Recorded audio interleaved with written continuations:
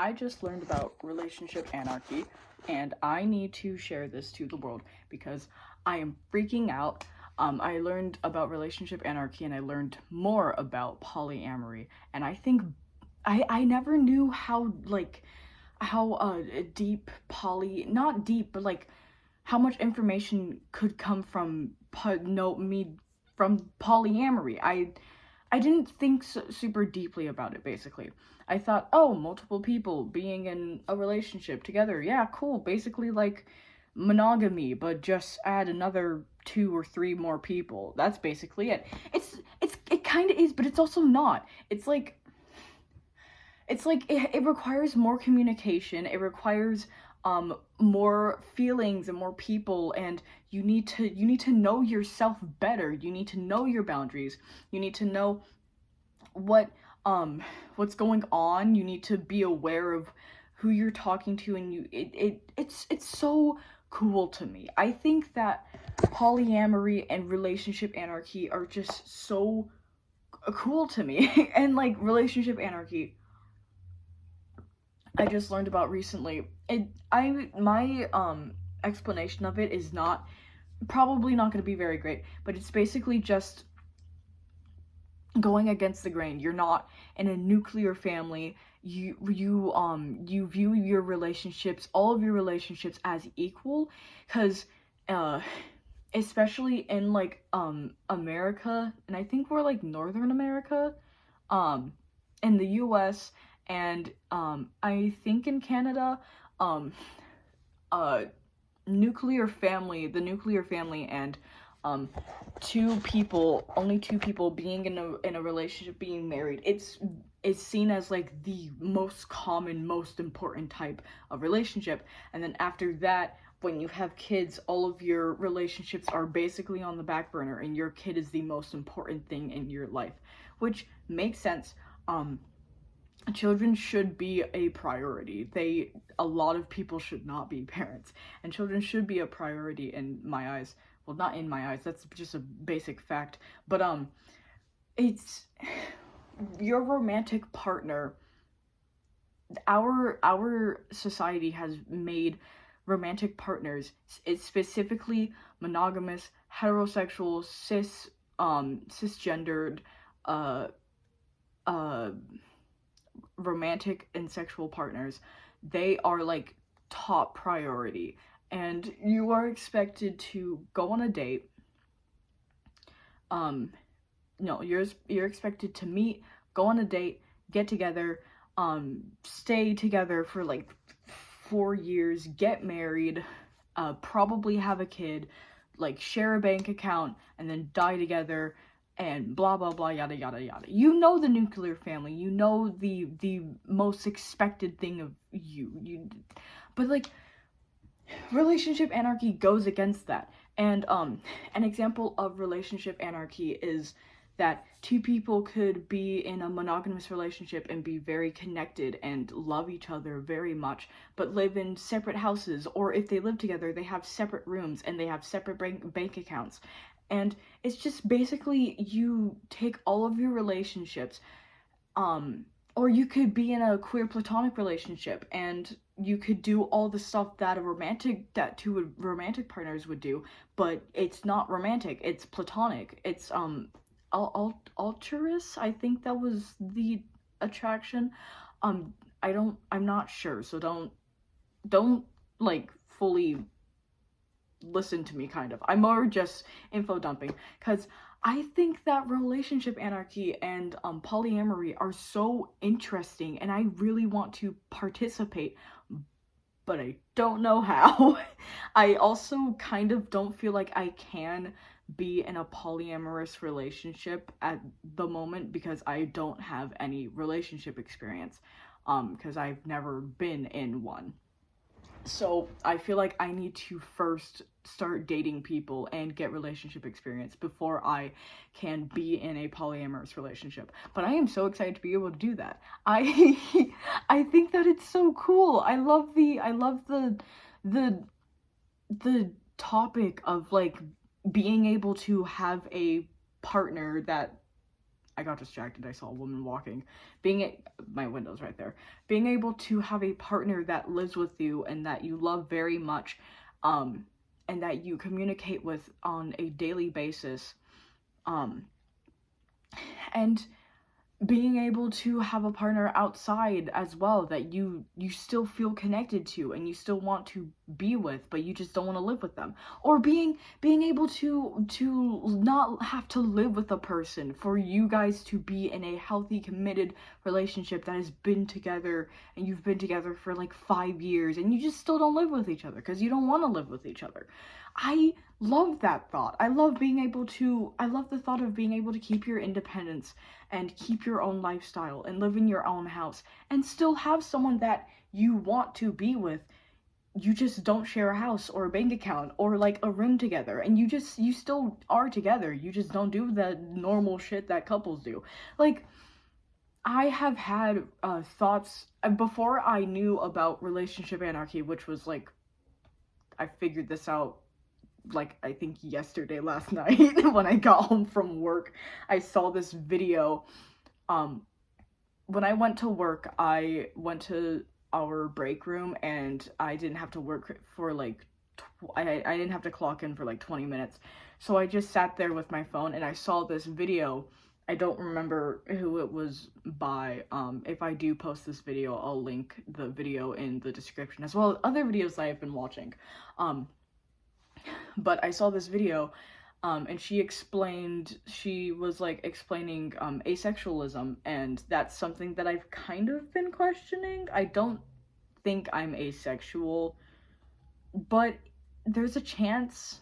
I don't exactly know if I am on the aspec, because like 2 of my main friends are asexual, and one of my other not so closer friends is asexual, and I find that I feel much more connected to these 2 other people, but I think that's just for different reasons. I'm not sure, cuz like the thought of like, cuz you surround yourself with people like you. That's also why I think I might be neurodivergent in some way, because a lot of my friends are neurodivergent. And also because of a lot of stuff that I remember from my past that is like, that was like, that doesn't seem very neurotypical. But, I'm still figuring out if I'm asexual or not. Anyway, in the past, before I found out about relationship anarchy, I was like, oh, I kind of want to get married, but like not actually get married. I don't want to be eloped, like get legally married. I want to have the ceremony and the ring, but I don't want to get legally married, because that just, like, yes, there are benefits, but also the big con there is that if I don't want to be with this person anymore, and we don't want to be together, we will have to divorce, and that requires so much paperwork, and I don't want to deal with that, because I've seen people, I've seen, like, not secondhand, but kind of like third hand, and I literally have a friend who has, like, is going through something right now, and it is, like, their parents are divorcing, so I don't want to deal with that when I'm older. I want to have the ceremony, have the ring, say that we are married, but not actually be legally binded. Not only that, but I don't want to share a bank account with someone. I feel right now, I'm 17, so this very well likely will change. Well, it has a strong chance of changing, like very high percentage, but anyway. I don't want to share a bank account because my money to me feels very personal. I am a person that a lot of people would see what I would want to buy as dumb, quote unquote. It's not dumb, at least not to me. It's not dumb to me. I would want to obviously spend my money on the essentials, but also as like a little treat to myself, I would want to spend money on like getting toys or craft supplies or clothes and stuff like that. Stuff that a lot of people, especially toys, would probably think, oh, you don't need that. That doesn't make sense. Not that it doesn't make sense. It just, that's a waste of your money. my mom. But anyway, I want to use my money to get that stuff, and that feels very personal to me, and I also don't want to have to deal with them if we do have kids buying something. Like one of my teachers brought one of my old teachers from last year brought her daughter somewhere, and they got like something, and it was like, I think she said it was like $50 or $700. It was a lot of money, and her and her husband have a shared bank account, and they had to talk about that, and I could see on her face that that wasn't a very fun experience, and it got me thinking, I don't want to have to deal with that. I want to be able to have my own money and not worry about whether or not I'm spending our money. I don't want our money, I want my money. And I know that you can have like a joint bank account and then separate bank accounts. So, like, that's also something that I would probably be fine with. But even then, I don't, it's an thing to me. But I don't really have to think about this right now because I'm 17. So, like, I'm not gonna get married for, like, 20 years. That is, if I do find someone that I feel so connected with that I want to get married to them. I would like that. But I don't know how much of that is the, relationship escalator. It's explained in the videos in the description, or me wanting to get married. I think I do want to get married.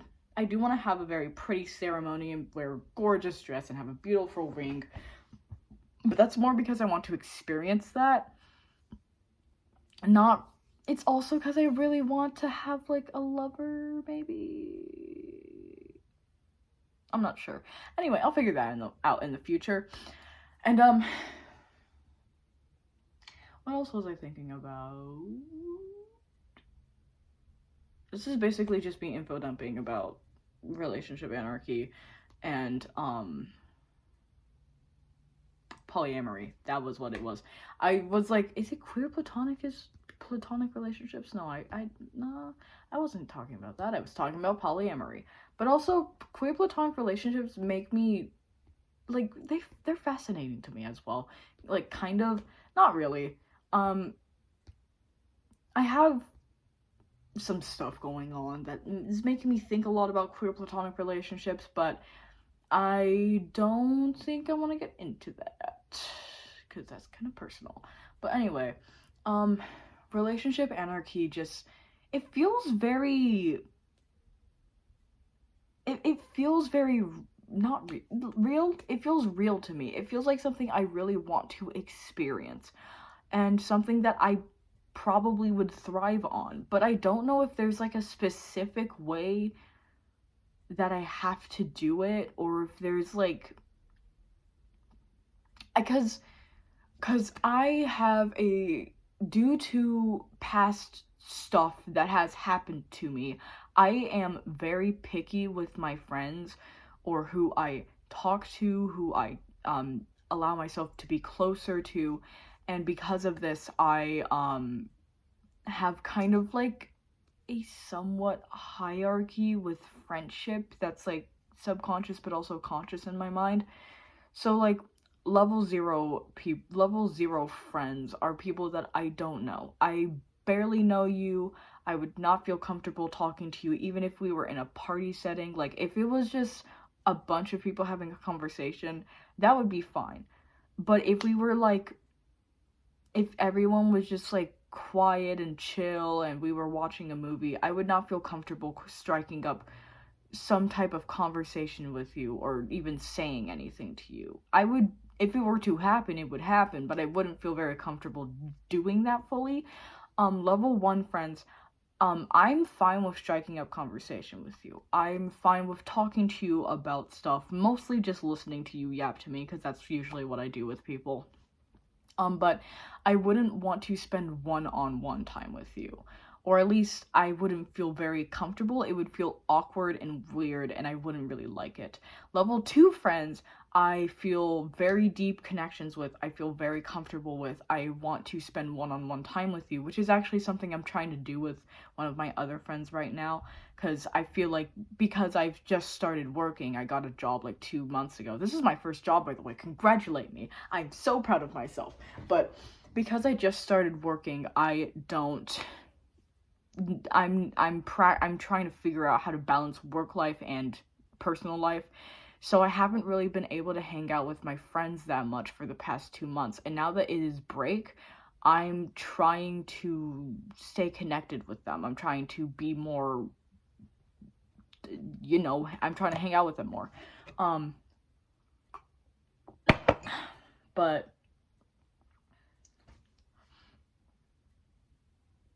continuing what I was saying, because of that, I don't know if I can fully engage with relationship anarchy, because I don't really see all of my relationships as equal, and it's kind of like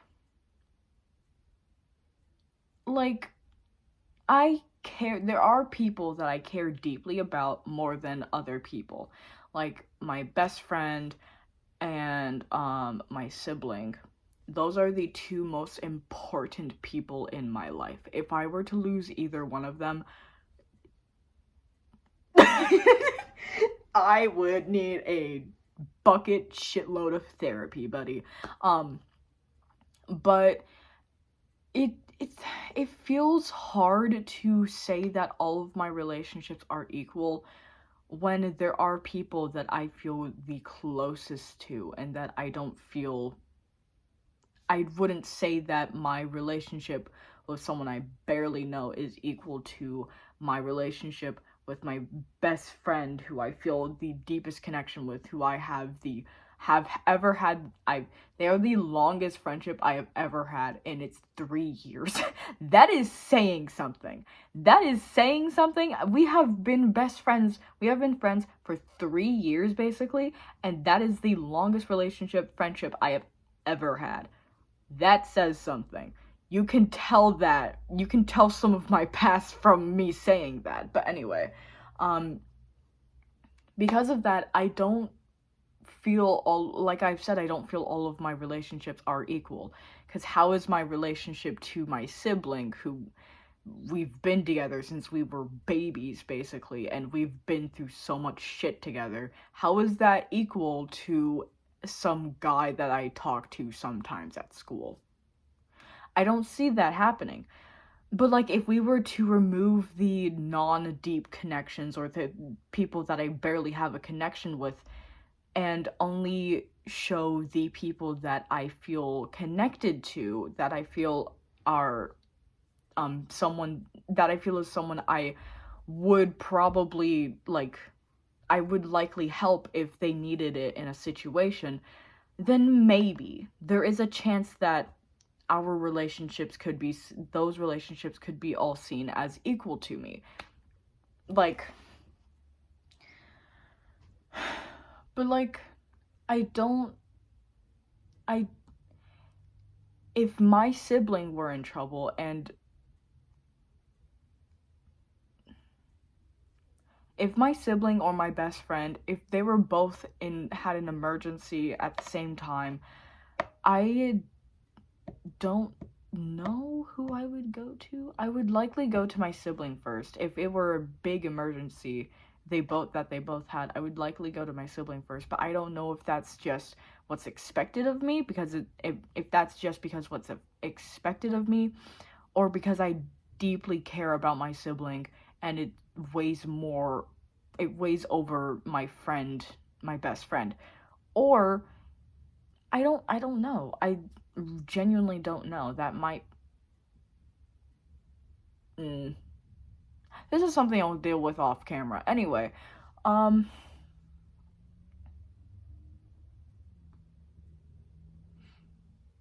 is there anything else I would like to speak about? Because I basically only made this video to talk and kind of info dump about relationship anarchy.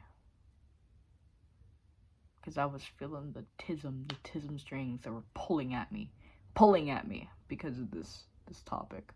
And I really like this topic. I think it's super cool. I love learning about this type of stuff.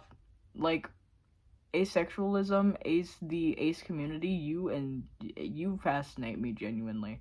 Like, I think that it's, I don't want to sound very offensive, but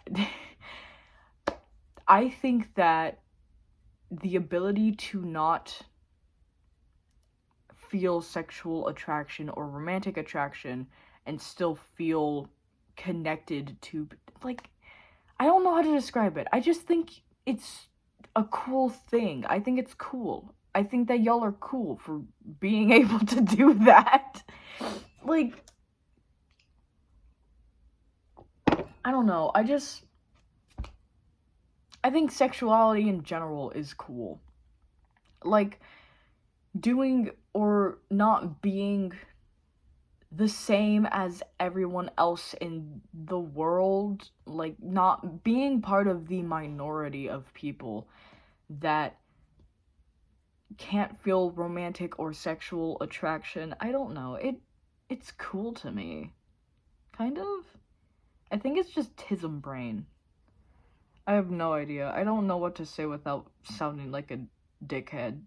So I don't, cuz I don't think I'm not I don't think I'm asexual. I'm probably not. So I don't really want to say anything. But anyway, I think that's it. I think I just wanted to info dump. That's pretty much what this video was about.